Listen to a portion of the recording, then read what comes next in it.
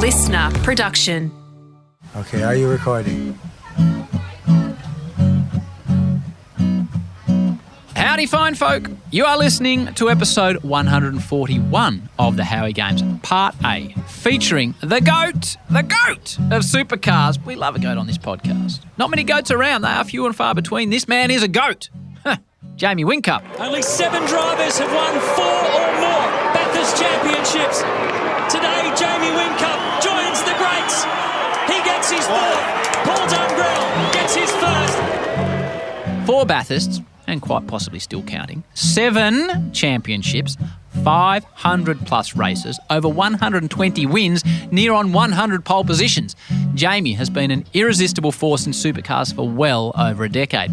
But as we discussed at the start of this episode, apart from what he does for a living, not many people know too much about Jamie Whincup, and that's the way he likes it. But now that he's giving up a full-time drive and going into management, he's opening the door up just a little more, releasing a cracking book called Drive of a Lifetime. It comes out on November 30. You can pre-order it right now, though, on Booktopia or wherever you get your books. Get that sucker in your hands. Drive of a Lifetime. So you search and try to find, but you don't know where to go. So many thoughts flood through your mind. You're confused and want to know. Mystery, what is to be? So much more than meets the eye. Listen to me, time is your key. You will find out by and by. Now, when anyone achieves tremendous success in their field, it's hard to cast your mind back to a time when they weren't a star. Jamie, as you're about to hear, wasn't always a star, but he always kept the faith, even when others didn't. Something in that, I reckon. Enjoy the ride with a man who doesn't talk it up, who doesn't embrace hype, who doesn't get involved in self-promotion, but who does get it done like no one before him, Jamie Whincup. So when you search and then you find and know just where to go, and thoughts that once used to cloud your mind, you see clearly and now you know. Mystery, what is to be revealed in King Selassie. Come on, children, trot with me. We want to reach Mount Zion. Wow, this man, welcome to the Howie Games. A 7-time V8 Supercar champion, 4-time Bathurst winner, soon to step away and become a big boss manager as well, which we'll get to. Jamie Whincup, great to see you, J-Dub. How are you going? Yeah, thanks, Howie. Thanks for having me on the show, mate. I really appreciate it. Mate, there is so much to get through. Drive of a Lifetime is the book, which we'll touch on. But right from the start, mate, I had Elise Perry on this show, 40 or 50 episodes ago. Now, Elise Perry is the female version of Jamie Whincup. Never talks about herself. Incredibly modest and uncomfortable talking about herself. And I said to her, Pej, you're going to have to talk about yourself. She said, I don't know how I'll go. And to me, mate, in many ways, that's you. You're not a man... You're a man that likes his driving to do the talking. Yeah, 100%. I follow most sports and look at most other athletes, and the ones that I take a liking to are the ones that they work bloody hard behind the scenes, and then they come in, do the damage, and take the trophy and go home. You know what I mean? There's no hassle. They're not trying to be in the headlines. They're not too over-opinionated. They just come in and do the job. So I see that, the athletes I look at, I see that as quality, so I try to get as much of that into myself as possible. So how are you going to go talking about yourself for an hour and a half in glowing terms then? Oh, it's mate, you create a nice, relaxed atmosphere here. So yeah, let's just have a chat, chew the fat, and see where we go. Yeah, spot on, mate. As I said, I'm really looking forward to it. Drive of a Lifetime is the book. What was the experience for you, again, on the fact that you're a man that separates your public and your private life? Did you enjoy writing the book? And congratulations, I read it the last couple of days. I enjoyed it. It's a good one. Thank you. I did enjoy the journey of writing a book. It was a much bigger task than I anticipated. I always wanted to write a book. I wanted to start writing it towards the end of my career, but then bring it out right at the end as an autobiography. So my journey from starting off in the sport right until now. But it was a massive task. Even the publisher said, "Oh, mate, just because I used a ghostwriter, just hang out with the ghostwriter and have a bit of a yarn to him over a couple of days, and that should be it." But I wanted to make sure I owned it. You know, I just didn't want to produce a book that told a story. I wanted to really add some substance to it, and I really want to make sure that everyone that did read it, either one, they enjoy it, but two, they get something out of it. You know what I mean? They actually learned some aspect that they could potentially put into their own life. So it was a massive task, but I'm glad we got to the end. And yeah, hopefully people enjoy it. I think it's similar in some ways to this podcast, that it's content, but you're trying to deliver a message as you go. And it's a really positive message that you do deliver. Right off the top, mate, I was saying to my darling wife yesterday, if you said to, the population, have you heard the name Jamie Whincup? I reckon 85% of the Australian population would say, yeah, I've heard of that bloke. He races cars, and then the fans would know more about him. And then if I said to them, tell me something about Jamie Whincup off track that you know, I reckon we're down to 10%. Like is that a conscious thing you have done? Are you a private person? Like, mate, I've interviewed you 1,000 times at the racetrack. I know that you race a car and that you're good mates with Will Davison as a young bloke and still are, and like to ride a jet ski. And to be honest, mate, that's about all I know of Jamie Whincup. Yeah.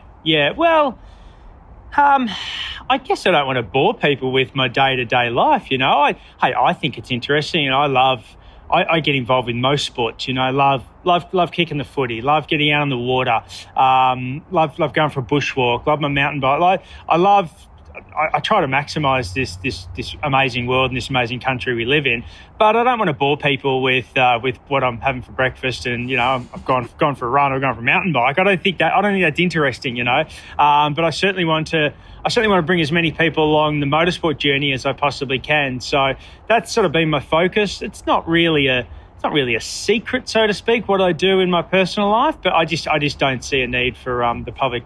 It's not really that interesting. I get that, and we won't. I'm not going to push you on your personal life at all, Jamie. But I was told that you are having a baby, mate. So congratulations, you're going to be a father. How are you feeling? Well done, congratulations. It's a big time. It's a massive time. It's a big deal. 100%, it's a big deal. I'm actually really pumped about it, to be honest. I've been putting it off as long as I possibly can. I'm one of those people that, I reckon I was 30, 32. Like I no way I'm having kids. That's not for me. It's not for me. But it's only been the last couple of years where I've thought, oh, you know what? It would actually be.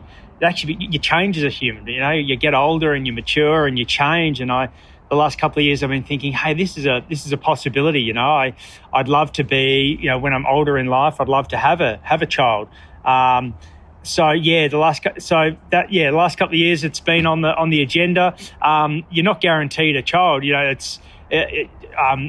Partner's pregnant, 26 weeks pregnant, which is fantastic, but you're still not guaranteed until the baby's delivered. So we're very, very grateful to be at this position now, have the opportunity, and hopefully she can deliver a baby early February, and I can go on the dad journey. Fingers crossed, mate. Have you been down to have you done the baby bunting, looking at cots and prams and stuff yet? Well, she's a tough caper. To be honest, that set me back. I was like, gee, if this is what it's about, I'm not sure I'm that keen. But it got better after that. Yeah, 100%. I rolled in, and you just look around and go, what is going on here? I'm looking at the prams, trying to engineer, which one's got the best suspension and which one's going to track the straightest. But it's another world. But I'm actually not doing too much research, believe it or not. Like my partner's, you need all the essentials. You know what I mean? You need to make sure you know what you're doing in some regard. But I just want to experience it. I want to be presented a problem in front of me, and then have to work it out and fix it. So I'm more worried about it afterwards. Presented a problem. Can I just tell you from experience, you are going to be presented with more than a problem, and some that you might not be able to analyse or engineer your way through the way you're talking about it, Jamie. I know. I'm going to be a fish out of water, but no, I'm actually looking forward to the challenge. And as always, you've Brilliant. timed your run perfectly, because they do say, mate, there's that famous motor racing saying that for every child you lose 1/10 or half a second on track. So you've planned it perfectly, because you're stepping away and the child is coming, so you won't lose that 10th. Yeah, thank you. I've been as selfish as I possibly can, worrying about my own life and my own career this whole time, and I've pushed it back as late as I possibly could. But it's now or never. So the timing is never perfect, but if it can, it's as perfect as it can be. Yeah, finish up at the end of this year, and then baby a month or so away. Brilliant, mate.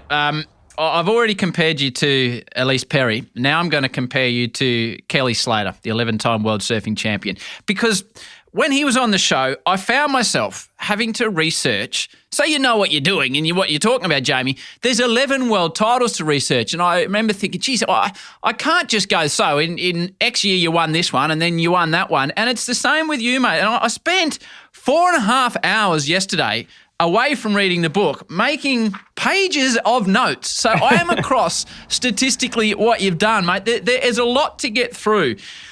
7 titles, 4 Bathursts.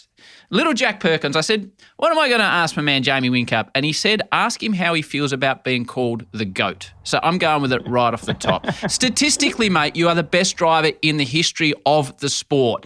How does that fit when you are introduced as the GOAT, the greatest of all time, Jamie Whincup? I don't know how it sits, but I don't mind the phrase. Oh, it's a good one. If you get it's a good 100%. one. It's a good one.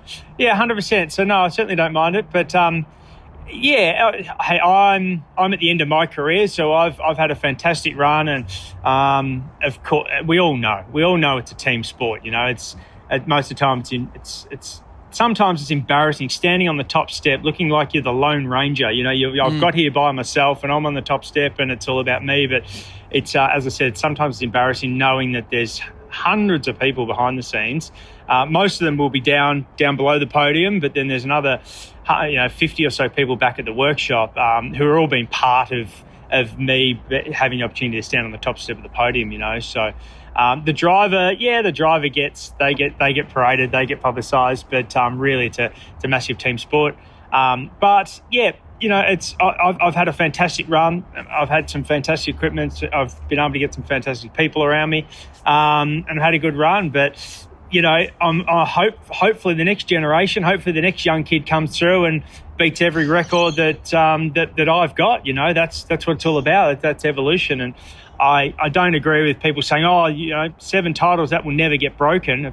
Well, of course it will get broken. I've just done 7, so it's easy for somebody to do 8. So it's good. I'm really happy. I'm finishing this year on my own terms, which is great, and I'm also happy of what we've been able to achieve in our journey. And I'm hopefully somebody else comes along and beats everyone. As we're doing this, you're in the midst of a crazy period. Up in Sydney, you're racing pretty much every weekend. You're coming up to Bathurst. By the way, I just want to tell you that Lownsy came on this show the week before Bathurst. We put it out. He won. Scotty McLaughlin came on the show the week before Bathurst. He came on and he won. So I'm not putting any extra pressure on you for number 5, but I'm going for the hat trick here, Jim Bob, and I don't need you cocking it up. Okay. I'll be having a crack. Don't worry about that. It'll be my last full-time drive, so nothing will be left on the table. Fantastic. So, as I say, you're in the midst of the maelstrom at the moment and you're battling away at the front of the grid. Have you had a chance to reflect, and we'll get where this started in a moment, but have you had a chance to reflect? You must be tremendously satisfied, Jamie. I know you talked about the team and you've had teams along the way that have helped you get there, but gee, you must be satisfied with the impact you've had on the sport, the positive impact you've had on the sport, not only as a winner, but as someone that's carried themselves. Like, I don't have a story in my head on the back page with a negative Jamie Whincup headline. Yeah, for sure. I'm proud of what I've been able to achieve. It hasn't been all perfect, There's been a few things I've regretted. I've had to go at the officials at some stage, I've said some silly things, and certainly early in my career as well, I was sort of easily hated as well. Like, I didn't do myself any favours. I was a young kid, didn't care about it. I just wanted to go in there, race the car, and get out of there. But and in some way, I regret some of those the way I handled myself in the public in the early days. But I'd like to think I've been able to make amends of that in the last 4 or 5 years, and just try to push the sport as much as I can. All sports. There's plenty of people involved in sport, and they've all got different. They've all got different ambitions, I suppose, and different things they want to get out of the sport. But for me, I want to grow the sport. I want to put it up on a pedestal and compete with any other sport in the country and show how good motorsport is. And I'm thankful I've been able to have the opportunity to do it the last couple of years. What would you change, mate, from those early days? I certainly, you'd started before I was back doing it on Channel 10, but I certainly never remembered any negativity around you. But what, you're a bit short, or like, what do you regret? There's to get to the top of any sport, you've got to have some sort of arrogance, and I don't regret being a little bit arrogant on the way. Like it was a performance thing. It wasn't me personally, but it was a performance thing that I had to believe that I was better than anybody else. And you talk to, you read about all the top athletes in the world, and they've all got this massive belief that they can be better than anyone. They can outdo anyone on any given day. I had to have that as well. But you don't need to. I'm sure Roger Federer's got that as well, but he doesn't need to make that obvious on the when he's interviewed post match. So you learn and you mature. I don't regret anything, to be honest. There's nothing that I look back on and go, oh, gee, I regret that. But there's plenty of things I look back on and go, hey, I could have done that better. I've learnt from that experience and been able to grow myself. And how have you maintained relationships? Like, especially if you look at motorsport, or any sport really, the top dog is often spoken about negatively by their peers. Kelly Slater, the other surfers got stuck into him because, ostensibly, Jamie, he beat them all the time. Schumacher was the same. The other drivers never had a nice word to say about Schumacher. Even Lewis now, there's a lot of negativity surrounding Lewis because he's beaten those guys constantly. It can be a pretty feisty sport from what I've seen, and a really political sport, V8 supercars. How have you dealt with the fact that being the number one for so many years, does it make it difficult to have good, positive relationships with those drivers and people around you? Yeah, the drivers have been great. Like unlike footy, say you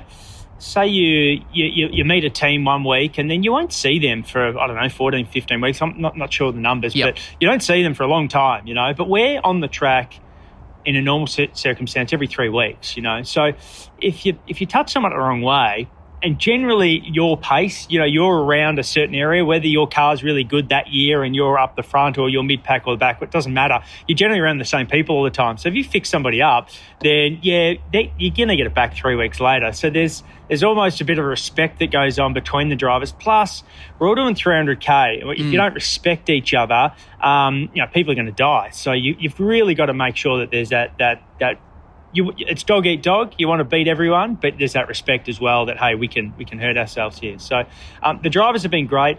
I'm not mates with all the drivers. There's a few guys that just want to be mates with everyone, but no, I'm a competitor. I'm there to race and to try to be the best I can. So certainly got massive respect. I'd like to think no one's got more respect on their opposition than I do, but I'm not there to be their mates or to hang out and have a good time. We're there to compete. But the drivers have been fantastic. But the tall poppy syndrome here in this country it's alive and well. Aussies hate.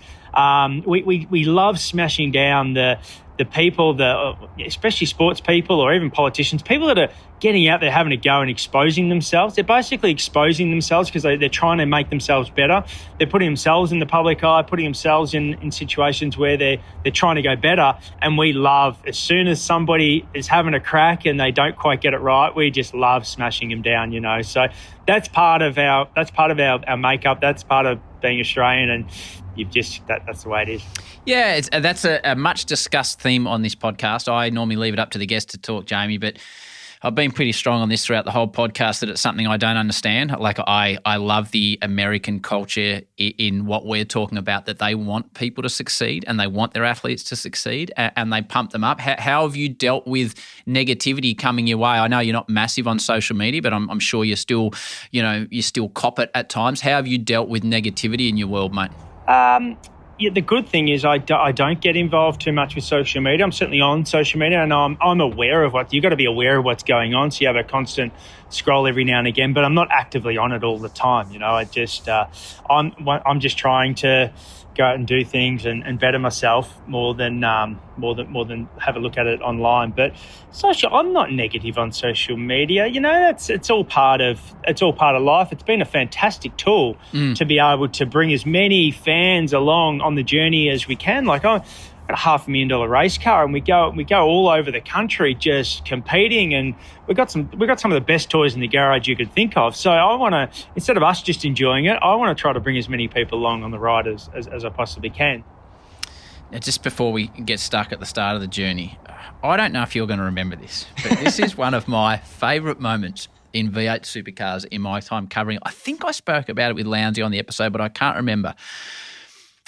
I was tasked with doing a story, I think it was at Clipsal, with Red Bull drivers Jamie Whincup and Craig Lowndes.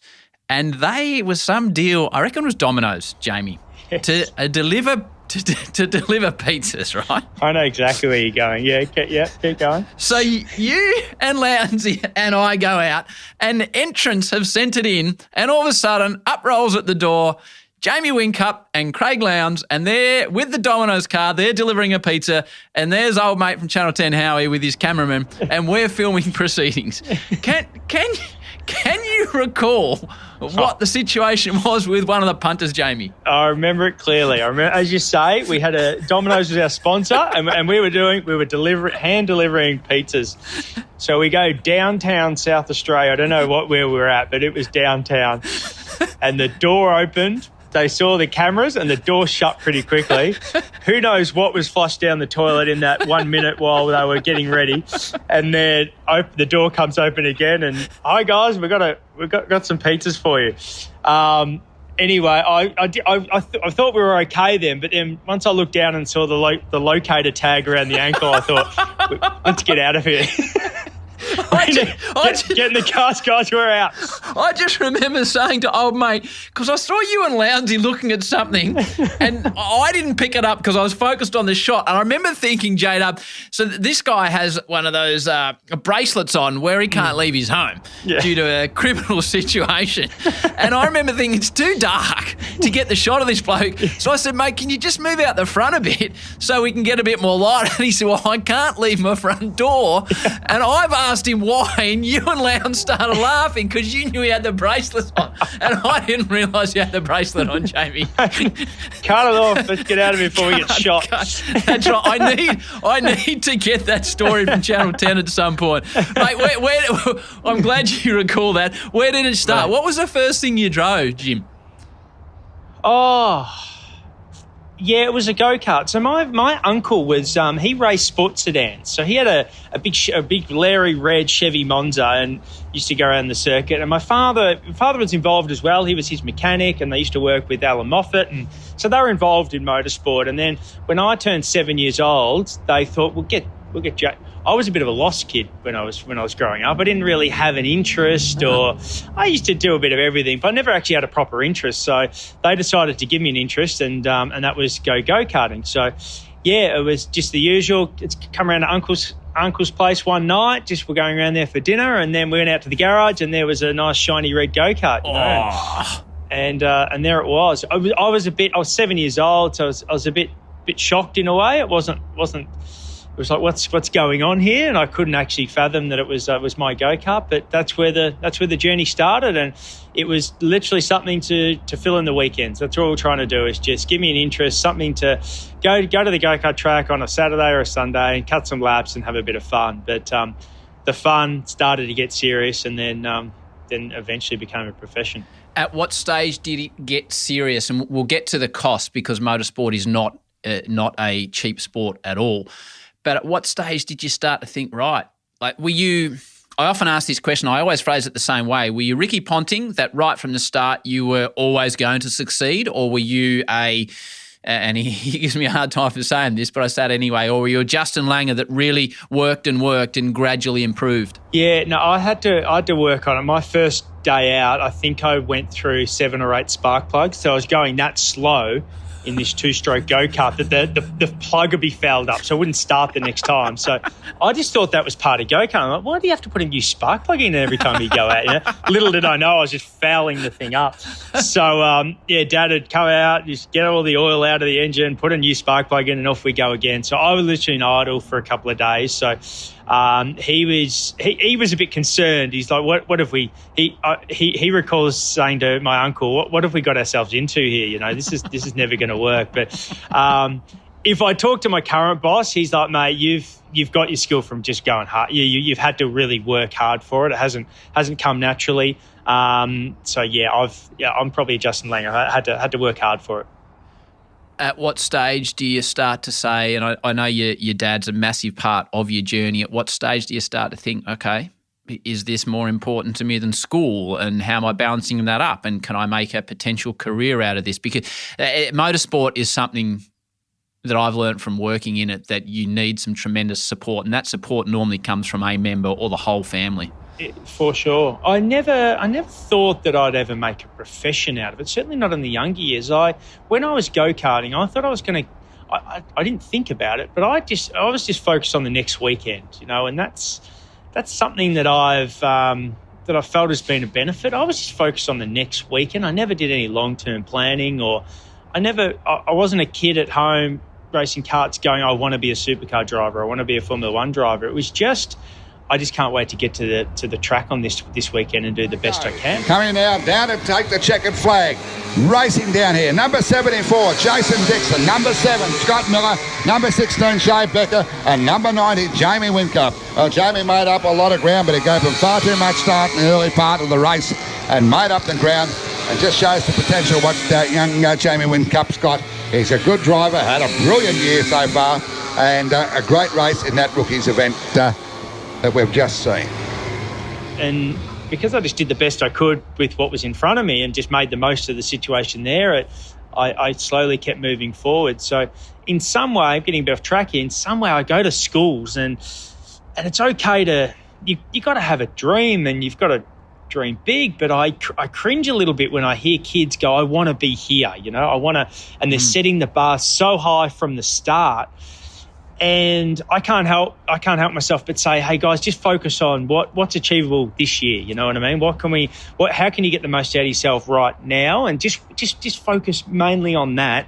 And of course, yeah, it's okay to have the big goal there, but don't put too much focus on it. So I was always going to be a go-kart driver for my whole career, until the same scenario happened 10 years later, where I went to the same dinner at my uncle's place, but all of a sudden there was a red Formula Ford there, you know. So, hang on, I'm not going to go karting anymore. We're going to go Formula Ford racing. Plenty of Formula Fords for this one. Let's have a look how they start on the grid. Will Power has got the jump on the new champion, Will Davison. And they'll start off the front row of the grid. Nick Agland and Jamie Whincup out of row 2. Stuart Costera and Ty Hanger start out of row 3.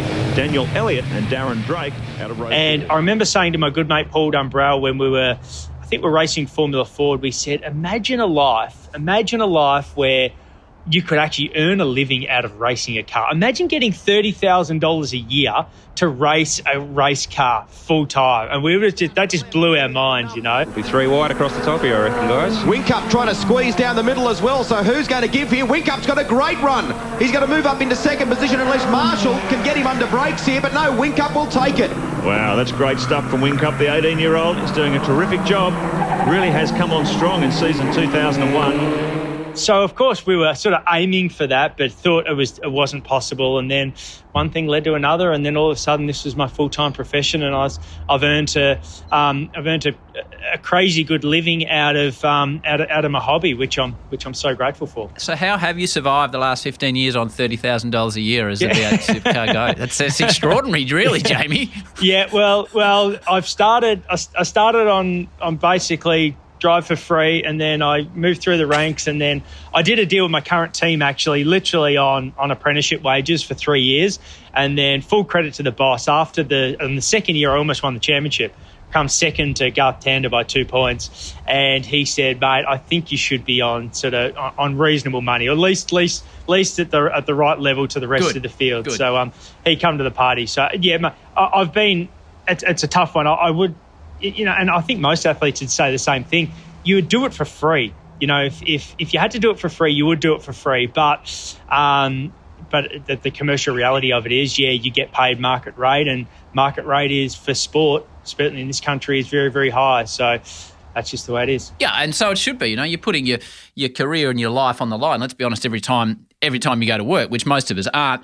Tell me, I read with interest in your book, Drive a Lifetime, financial sacrifices made by your family. You wrote about a story about someone, whether it was your dad, I think it was your dad, said, right, we've got to ease up on the use of the shampoo. Yeah. To that point. And this is the type of thing that young motor racers need, whether they be boys or girls. They need that because it is an expensive sport, Jamie. Yeah, it is an expensive sport. My dad always said, I wish you took up footy. I would have brought, would have been cheaper to buy a new set of footy boots every match compared to racing karts. But we weren't, mum and dad certainly weren't a wealthy family, but they ran their own business, a small printing press in Preston, and most of the family money went into my go-kart racing.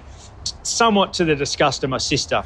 She went, she did calisthenics all through her teenage years, and mum would sew all the dresses and all the equipment up. So it was actually quite a cheap sport it was one night at dinner, Dad was feeling the pinch. The business wasn't going as well as possible, but I still had brand new tyres on the go-kart every weekend, and he suggested to my sister that she should probably tone back on the shampoo. Because we've got to watch the pennies, and she was quite quiet, but she decided to tell Dad that it was what it took to maintain longer hair compared to his short hair, so she let him have it. Back to Jamie in a tick. Okay, special announcement time. With the Ashes about to start, the Howie Games is going cricket crazy. The next 4 weeks, we will be dropping weekly episodes. You will hear from 4 genuine stars of cricket. More details to come next week, but it is a super-duper Howie Games Ashes extravaganza. Oh, he's hit this one, Miles. Great shot. Oh, it's a biggie. Now, talking about biggies, the whole operation kicks off with a biggie. Jimmy Anderson. Jimmy Anderson, I say. More wickets than any other pace bowler in the history of cricket. This is a pretty big deal for the Howie Games. If you're English, you already love Jimmy. You love him. If you're an Aussie, I reckon you will too after this episode. I know it's a big call, but I reckon you will. Now, after a very late call-up, Jimmy actually made his international cricket debut against Australia in a one-dayer at the mighty MCG. So factoring in that I had to open the bowling against Gilchrist and Hayden, which was awful. Had to then field on the boundary without a name on my shirt in front of Bay 13. Oh, you didn't have a name? That's how late you came to not a name on your shirt? Didn't have a name on my shirt, no. Because I don't think they were expecting me to play either. The other thing that happened that game, so we were batting under lights and Brett Lee was steaming in. And back then we just used one ball, so it got really dark and dirty by the end. So I'm under lights at the MCG with this dirty ball trying to face Brett Lee at 90 miles an hour. And I was we used to have this short leg helmet, so I didn't even have a helmet at that point. So I had this special short leg helmet that's got an extra bar that comes under the chin to protect you. So I was wearing this stupid fielding helmet without a name on my back. Oh, it was just, But like you say, there's some positives in there. That is Jimmy Anderson kicking off our Ashes extravaganza. Woo-hoo! Next week on the podcast. All right, let's get back to J-Dub.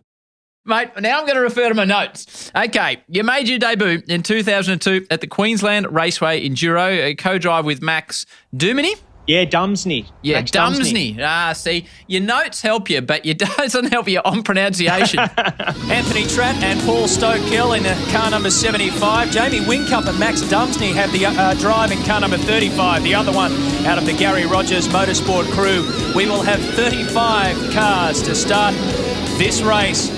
But then the next round, Bathurst with Mark Noske. What was your first race around Bathurst like in a V8 supercar? It's all ahead. 161 laps, 1,000 kilometres, 38 cars, 20 Fords, 18 Holdens, side by side, Scaife and Bradley Jones. We are ready for a race start. They bring the final cars into position now. Let the battle begin as we get the green light on the great race. The power builds up in the Bob Jane T-Marts 1000 is underway. A nice clean start. It looks as though Bradley Jones has got the jump. Scaife's dropped back. Jones will take them through turn one, and the Ford Falcon hits the front at Hell Corner. Mark Scaife. It was hanging on. It was literally hanging on. I got in this supercar and it was fast. Like, the sheer acceleration and power was fast, you know. So you know how you hear athletes talk about they're in front of the game or behind the game. You know, things are happening a little bit too quick, or they're in unbelievable form where everything's like it's in slow-mo. So my first event was everything was happening fast. I felt sort of behind the car. The car was off and I was sort of gathering it up after it was happening, rather than what I should be doing is absolutely in front of the car and almost correcting the car before it started to slide. So it was literally hang on and do the best you can. And I was doing a good job. Like I was certainly enjoying it and doing a good job, but fitness was huge. Was it?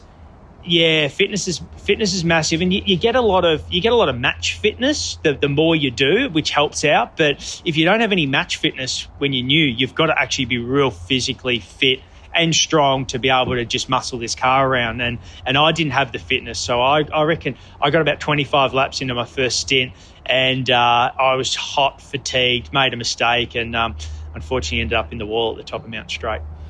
You talk about fitness. It always really interests me in the sport. So, again, with you and your competitors, I think I stopped following a few V8 supercar drivers working in it because all I saw on social media was blokes riding 190 kilometres on their bike in their Lycra and then doing, 15 sweat classes and then lifting 400-pound bench presses and then sort of, going for a run to finish the day. I've never seen you send out anything on social media about what you're doing fitness-wise.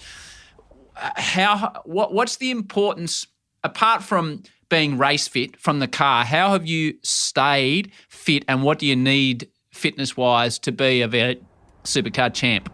Yeah, I'm similar to you. I couldn't cop seeing another bloke going for a run or someone eating a bowl of muesli or some eggs and avo on toast, So I looked at that and thought, no, I don't need to add to that already drama. But no, the car's physical. It's not there's power assisted steering. The brakes are fully mechanical though, but it's a physical activity. So we'll race for over 2 hours and just you're fighting the thing all the way around the track. You're pulling gears the whole time on the brakes or on the throttle. You can't underestimate the G-force as well. The G-force has quite a decent factor. You're sort of almost holding your core and holding your breath through each corner to hold yourself up. So there's that. Plus the heat is a huge factor. You can add 25 degrees on the ambient temperature. So if you cop a 30-degree day, your cabin temp's 55 degrees. Oof. Now, we've got a little bit of ambient temperature coming into the helmet, so you're breathing in sort of an ambient. We've got a cool suit as well, which it's like a refrigerated box where the passenger would normally sit, and I run a T-shirt with all these little tubes that go up and down. So there's cool water that go over this T-shirt just to keep your core under control. But when it works. When it works, exactly, but it's only just enough to keep you alive. If it's working too good, then the engineers are like, well, we can chop that in half and save the weight, So they literally build a system just enough to keep you alive, but not anymore, So it's plus the other factor is that you don't consider is the noise. You're just in when you're in just a noisy environment for 2 hours, it starts to wear down on you. So add all. It's like having your mother-in-law in your ear for 2 hours. You know, you end up worn out. It's hard work. Be careful, Jamie. Be careful now. Be careful. So add all those factors up. It's a long old grind for 2 hours. But the physical and how do you get through? There's no real proof on heat training, or there's no real science behind any of that stuff. You just got to be physically fit. So have you been a runner? Have you been a cyclist? Have you been a swimmer? Have you lifted weights? Like what's your core fitness routine? We're not putting this on Instagram now, Jamie. No. I've tried to do a bit of everything. So running. I love swimming actually. Swimming, running, riding. Do a little bit of gym stuff, but I'm certainly everyone you meet actually in the pub. Oh, gee, you're much smaller than what you look on TV. You know, what are you trying to say? Do I need to go to the gym? Do I? But yeah, a little bit of gym work, but it's mainly long distance cardio stuff. We'll follow your progression. So after that Bathurst we're talking about 2002, you get a drive with Gary Rogers in 2003. So at this point you finished 27th in the championship.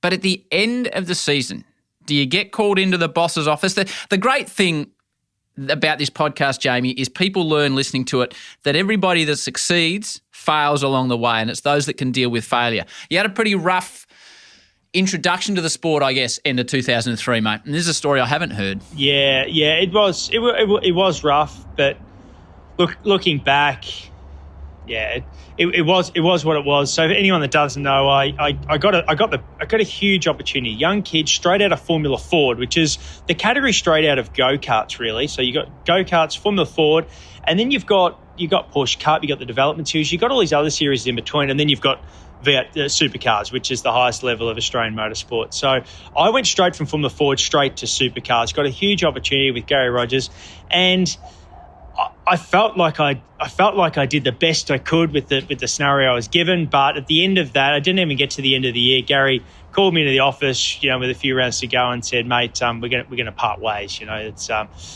and it come from a crash. I got teamed up with Garth Tander, who was the main driver that year. Got teamed up with him at Bathurst. I ended up crashing the car. They're 22nd at the moment, and they still hold the lap record at 2:8.6726. So at least they'll go away with some bragging rights from the pace that they've achieved. Always leaves you wondering what might have been, doesn't it? A bit of why that all happened is in the book, but I ended up crashing the car, and then it was that day that he decided that I was going to get moved on. So unfortunately, I was the young kid that was given this opportunity, that was seen not to make the most of the opportunity. So I was basically blacklisted from the supercar grid. And looking back, I could have. I was just young and immature. I didn't handle the situation with my team boss the way as well as I possibly could. How did you handle it? Was it upsetting? Obviously. Oh, well, at the time, I crashed the car at Bathurst. I should have gone up to the team boss and firstly apologised and explained the situation, but instead I sat in the corner and, felt almost acted like I was the victim. But anyway, I got through all that. He said, "Hey, we're going to move you on at the end of the year." And I held it together during the meeting, of course.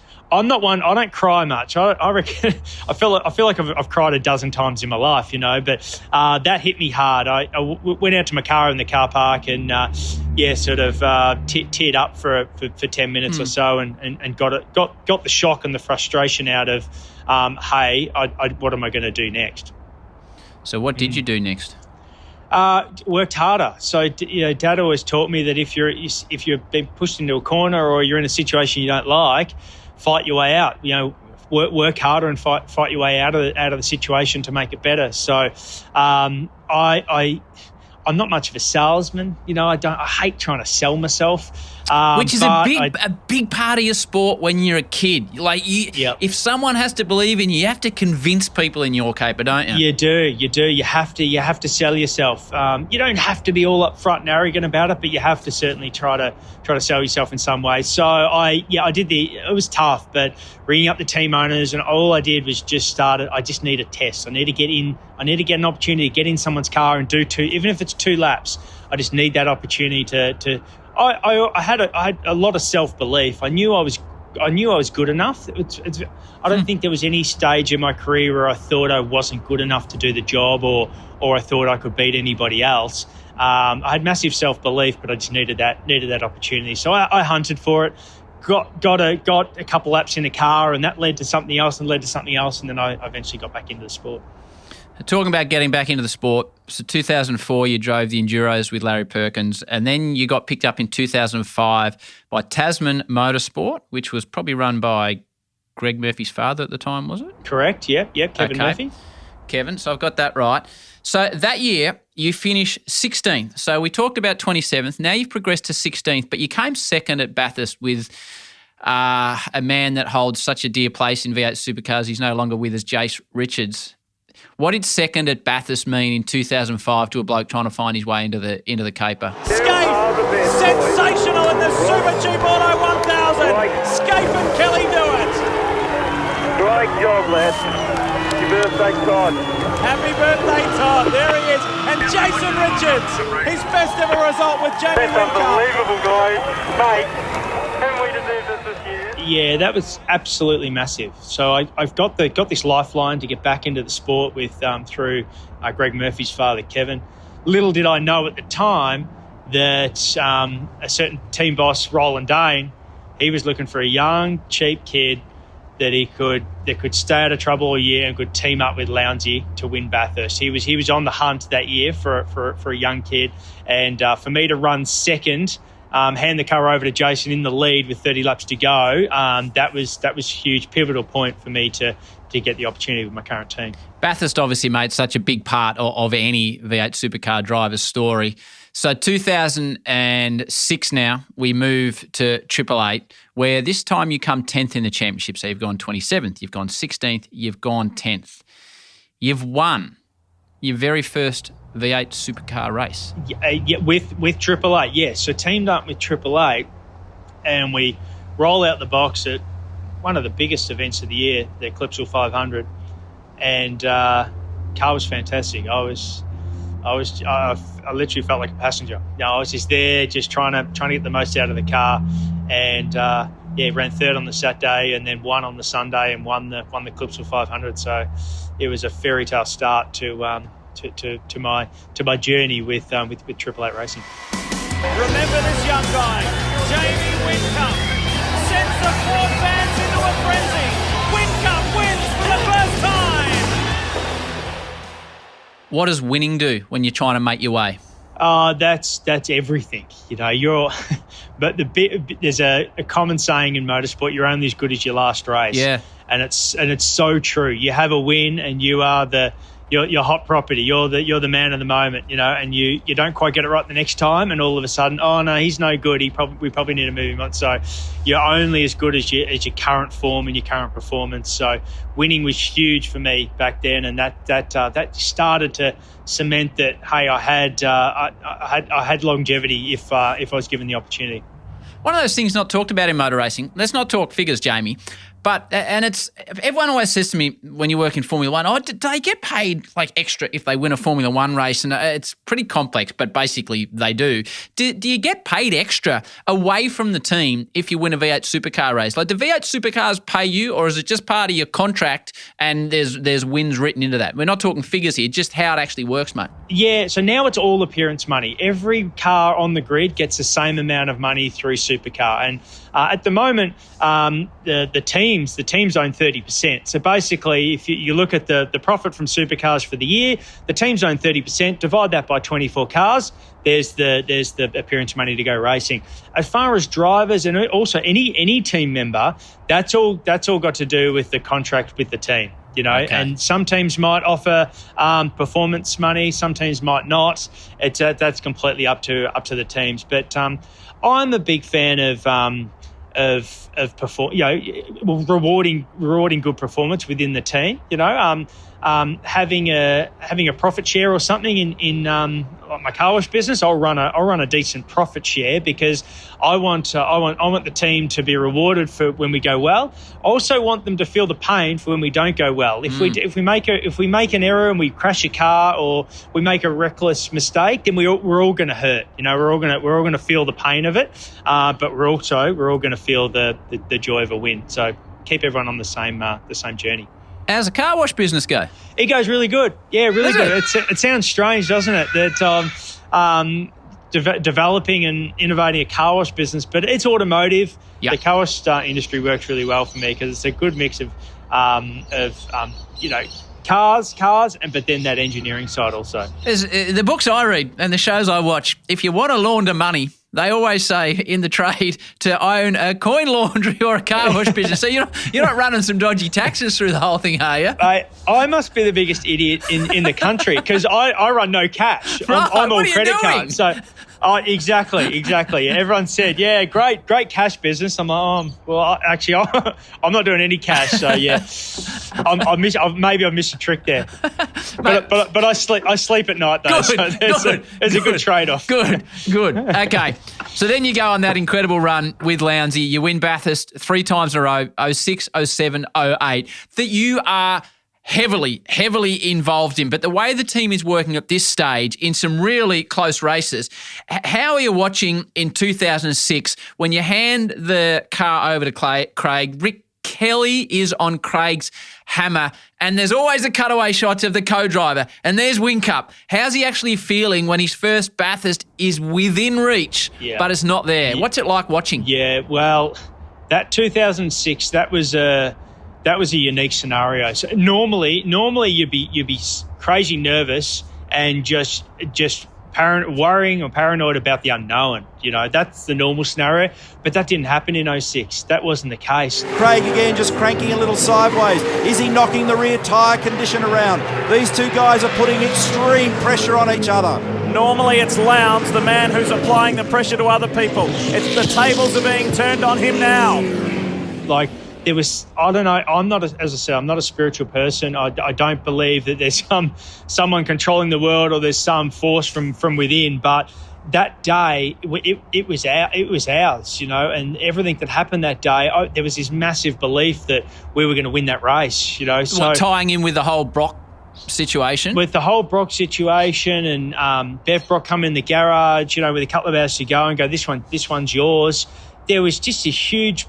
Anything that could have gone wrong didn't go wrong. Anything that needed to go right just went right. Everything was so fluid and so happening that by the end of the day, we had this massive belief that we were going to win the race, and so it was actually quite calm. And I just knew that Lounsey was going to do what he always does and puts in his best performance in the last stint of the biggest race of the year, and that's exactly what happened. We had the belief, and we crossed the line and. Crazy emotional day for Lounsey. This weekend has been all about farewelling the great man, Peter Brock, the friend and mentor to Craig Lowndes. This will be a huge outpouring of emotion. 10 years in the waiting. Lowndes and Whincup do it. That is an incredible motor race. Fantastic job, mate. Unbelievable. And Campbell Little is in tears. You can imagine. And Whincup fist pumping on the wall. Lowndes has done it on the day he farewelled his friend. It was my first Bathurst, but really I was there for CL because I knew what he was going through. I knew how much it meant to him, and I couldn't have been prouder of being part of or doing my part in getting Lounsey that win in 06. So what's it mean to be a Bathurst winner? It's huge. You don't realise it. I stood on the top step of the podium in 06, we've won Bathurst. You don't realise what it means, but you certainly do over the next 12 months. There's thousands of model cars that you sign. There's memorabilia. There's there's a lot that goes on with being a Bathurst winner, which is really cool. It just makes you hungry. Just makes you hungry for more. So. Probably didn't realise it until we went to Bathurst in 07 how much the win means, So very grateful to be on the Peter Brock Trophy, certainly for the first time. And in 2007, Craig Lowndes and Jamie Whincup, they have done the double.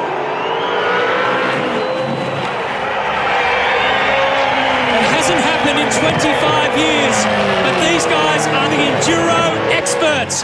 A three-peat for Team Vodafone, Craig Lowndes and Jamie Wincup. You're a legend, mate. You're a legend. That is the end of Jamie Wincup Part A. See you on pole for Part B.